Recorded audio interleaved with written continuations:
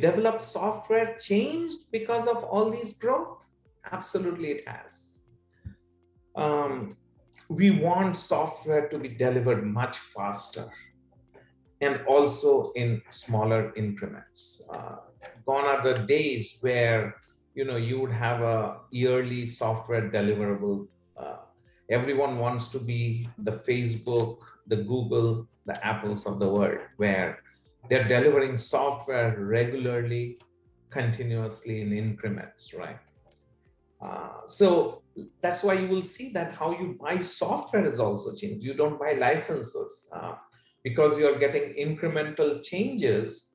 So you are going into more of a subscription model. That way, you are getting all these incremental changes on a regular basis.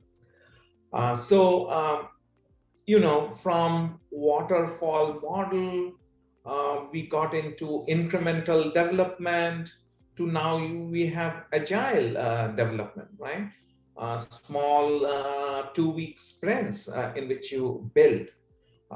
At the end of each sprint, you have something that you can deliver, that you can push it out to production. And it does require changes in how you build and deliver, right?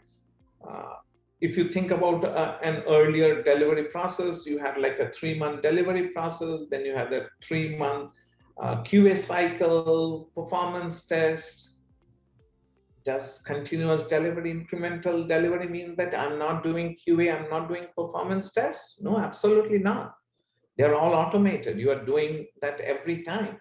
Every time you make a code check-in, it is running through all those tests and making sure nothing's broken, right? It is doing those regression tests. So all those things are happening at a much faster pace, automated. It's happening continuously every time you do a code check-in. There was some statistics. A bug found earlier in the cycle is much less costly than one found just before a release, right?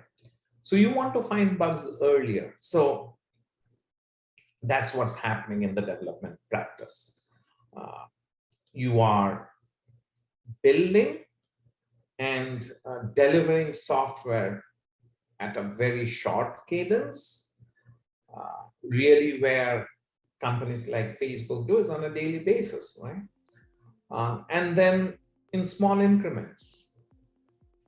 The other interesting thing, which is this GitOps operating model, right? Again, the word Git is in there, but it's really a way of doing things. You need not have Git, but it's how you do it. Your source control is your source of truth, right? It not only has your source, but it also has your configuration, right? In the deployment world, things like Terraform, Ansible are becoming popular. Why they're becoming popular? Because when you deploy software, there are 3 things in there when a software is deployed. You have your software, then you have your configuration that says how the software would work, and then your software generates data. Now you want this configuration also to be managed just like your source, right? That's when GitOps comes into play, right? So if you change any configuration that determines how your software runs, that's also source control, tracked, approved, right? Someone has to approve it before it gets merged and pushed out to production. So it has all the security controls around a typical operation that would be needed to manage a good, healthy operation process. So those are some of the changes that are happening in how you deploy software.